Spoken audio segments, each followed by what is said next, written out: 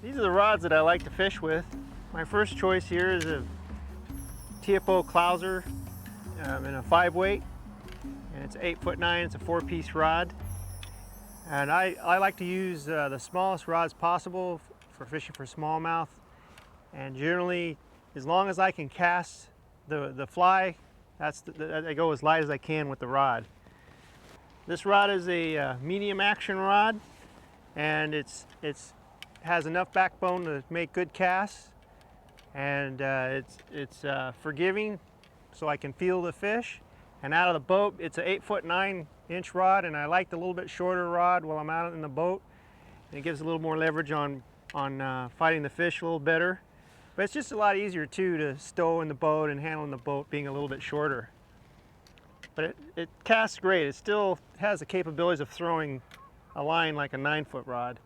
And when I fish some topwater stuff, especially in the wind, I like to go to the TFO Clouser rod, the 7-weight. It's the same as the 5, only it's an 7-weight with their Prism, TFO Prism large arbor reel.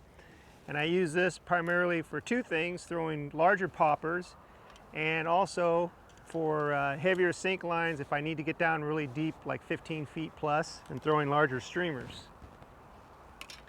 Now, one of my all-time favorite type rods is a fiberglass rod, and I have been known to fish fiberglass quite a bit, and I love fiberglass because of the softness in the rod. And for smallmouth especially, it is really exciting to take smallies on a fiberglass rod. This is Tika Creek. It's an 8'7" 8-weight with their Fishmaster S107R retro reel. It's a really nice outfit, and it's perfect for doing top water, which is what I primarily do with it, fish with it. And you know, if you have your Finwick, those are great rods to use too. Anyway, I really enjoy fishing fiberglass when it's not windy and I'm in the boat. Now for lines, I use a variety of lines depending on the time, the season, and when the fish are active, and after about when they're starting where they'll take the poppers on the top of the water, I like to go with the heavy weight forward bass musky line there from Airflow, and I'm going to get into the flies here in a little bit. But next, I have the intermediate line, which I'll use in shallow places, and especially if the water's a little cooler, then I have to slow down the presentation. I'll go with that intermediate line. And when I want to fish deeper, I like to use the Airflow depth finder, Quick Max, or the 40 plus, and they have a variety of sink rates, and I fish them from anywhere from 4 inches to 7 inches per second. They're pretty much like an integrated head with a full length line. So the sink tips are 22 to 30 feet long, and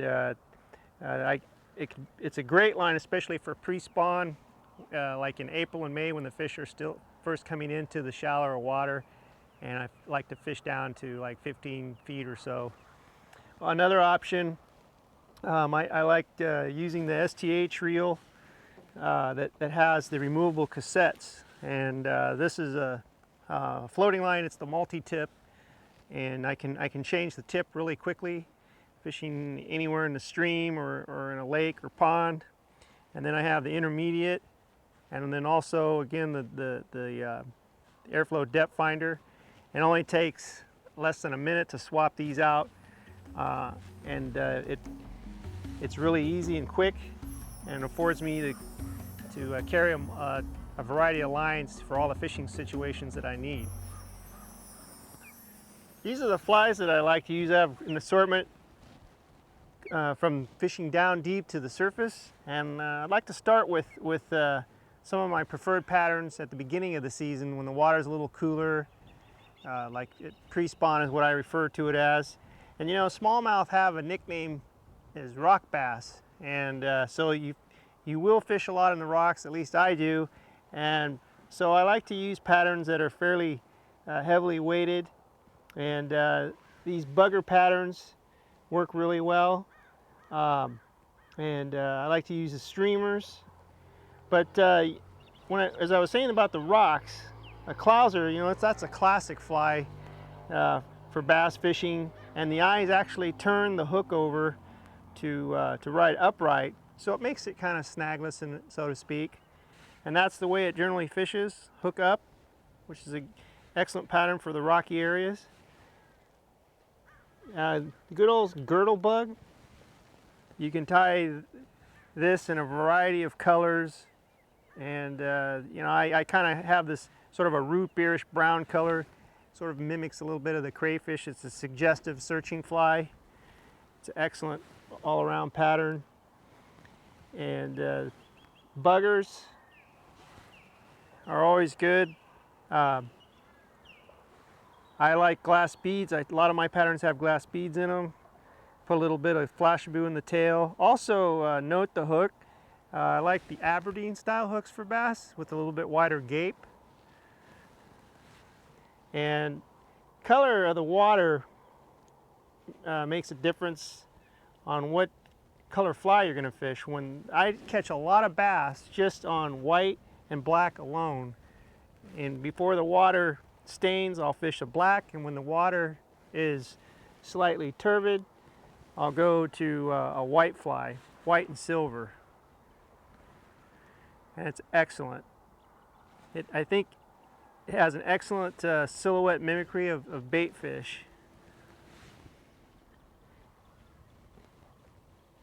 And then there's also crayfish patterns. And important thing about a crayfish pattern, again, you know, these are right on the bottom. Note the lead eyes, they're tied on top of the hook. So again, when it's fished, it fishes hook up. So hopefully you can bounce it right along the bottom without snagging too much. And I can fish those in a variety of patterns, colors rather. And another thing in hook choice, another style like the plastics, the bass, typical bass plastics hook with the bent front eye there, and I tie the lead eyes right underneath that, and that's how it sits. So again, it gives me that advantage to fishing right on the bottom with minimal snags. Well, when the fish start moving into the shallows for spawn, I'll go to a little bit lighter pattern, maybe not as big as on the woolly buggers. I also like to use wormy type flies. This is what I call the hair worm, and it's tied on the Mr. Twister worm hook. And this particular hook has a little spear that's used for piercing the plastic. Well, what I do is I tie the rabbit strip right to that spear, and then I just punch the hook through the underside of the leather on the rabbit strip. And this is an excellent worm pattern. I call it a hair worm pattern, and that's a good one for really shallow water presentations. And again, you can lighten up like on your clousers and your muddler minnows. And speaking of muddlers, the muddler sculpin patterns, a cone head, very effective fly. Basically the smallmouth, from what I've seen and read on their diets, the crayfish is probably one of the #1 items in their diet. And then I would say sculpin are right in there too. Everywhere across the country, in about every stream or river or lake, there's sculpins. So crayfish and sculpins, anything suggested to that, you really can't go wrong. And then the bass will fill in the diets with typical insects. And I just, you know, the one thing I love about smallmouth is that they're opportunistic, and they prey on a variety of insects when they're not eating the larger stuff. But perhaps the biggest bass, their main diet is fish, and they prey on a lot of minnow type fishes. Here's some terrestrial stuff. Cicadids, hoppers, damsel patterns, more hoppers. These can be suggestive to adult stoneflies. Ant patterns. So those are all especially when you put those on a small rod like a 3-4 weight rod with a weight forward floating line. You can have a lot of fun with that. Well, when the fish are willing to strike on the surface, there's nothing better than popper fishing for smallies. Some of my favorite colors, red and white, that's about the size that I like. I tie my own poppers. I like to spin down wine corks and paint them up and put all the different kind of colors and feathers on them. Green and white is a very good color choice.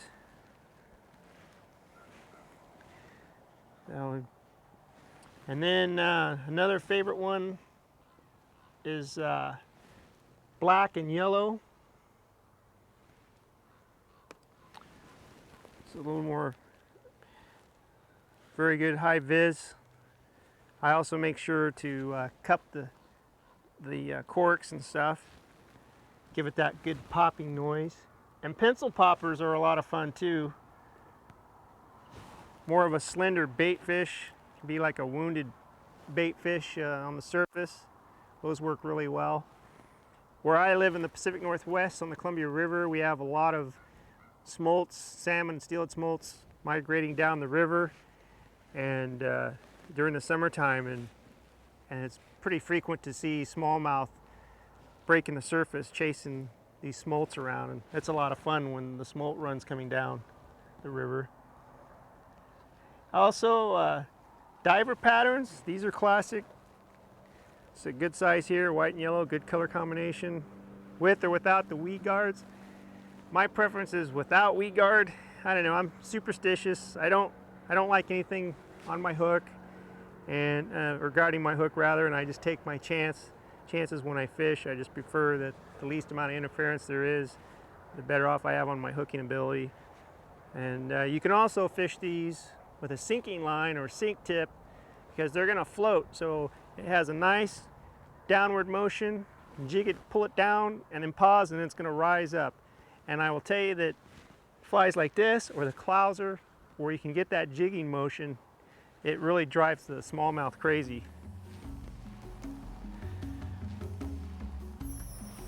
For my leader systems, I have different things that I do. On my popper fishing, I like to buy just the typical tapered leaders. I buy them short though, 7.5, 8 foot, and kind of on the heavy side. And then I can add however long length of tippet material I need. And so if I want to go smaller, I can, or I can cut it back and go a little heavier. Kind of depends on the cover and that I'm fishing in, stuff like that, and the size flies especially, because if I throw a larger popper, I'll go to a little bit heavier tippet, like 12, to turn the fly over a little easier. And for my tippet material, I like Berkeley Vanish, and I use tippet anywhere from, once in a while I'll go to 8, but most of the time it's usually 10 to 12 pound tippet material is what I use for most of the time. Now, when I fish a lot of these big flies, I like to use a barrel swivel, and I use size 12 and 10s.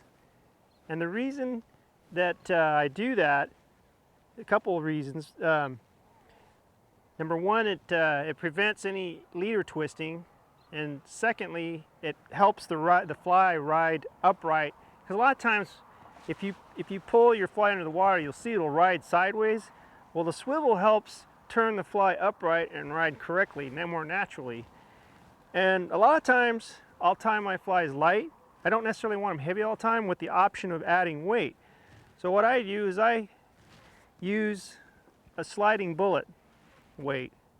I add a short piece of leader material. In this case, I have the hair worm, and add that lead weight. Now that is 1/32 ounce, and I like to buy them in that size and 1/16. So you can add the weight on there if you want the fly to get down, or you want to be a little more aggressive on the jigging motion of the fly. Okay, and then on the butt material, I might have 4 feet of 20-pound test for the butt material to the fly line. And subsurface, usually I run about anywhere from about 5 to 7 feet or so. So if I'm going to fish this length here, I'm going to have a longer butt section to get me out to about 5 or 6 feet long. And then the other option is to put the weight in front of the swivel. So this would be like my butt section. So the weight's above the swivel. And this way, the fly falls slower. And then as you retrieve, bring the weight up and it drops, and the fly settles. A lot of times that can be very provocative for smallmouth, particularly when they're in just about getting ready to spawn, or maybe even the spawning time. But both of these ways work really well, and sometimes I don't put any weight on there, but I always fish, when I'm fishing subsurface, I always use the swivel. And it really prevents a lot of headache with the leader fouling and twisting, and also to make sure that my fly rides correctly and more naturally. And it's real quick to change out tippet material. When I get too short of a tippet, I just cut it off at the swivel, tie on a new piece, and I'm done. It's a lot easier to tie the knot to the swivel, and faster for me than say having to tie a blood knot to reconnect to the butt section or the middle section of your leader. Now I also have a little this box where I carry all my different compartmented box for carrying my different types of swivels and my weights. So there's my barrel swivels, and I typically buy them in black. And then these are solid brass beads. They're not the beads like you use on a nymph. They're beads with 2 small holes, so they're made for running on mono. And then on the other side I have my lead weights. Now these 1/32 ounce weights you can throw on a 5-weight pretty easy. So you're not that handicapped. It's not like chuck and duck. And I go a little bit bigger to the 1/16 ounce. Here's some bigger ones yet, maybe like an 1/8, but those you got to be careful with. You probably have to throw those on an 8-weight. But mainly the 1/32 and the 1/16 ounce lead bullets work really well, the sliding type weights.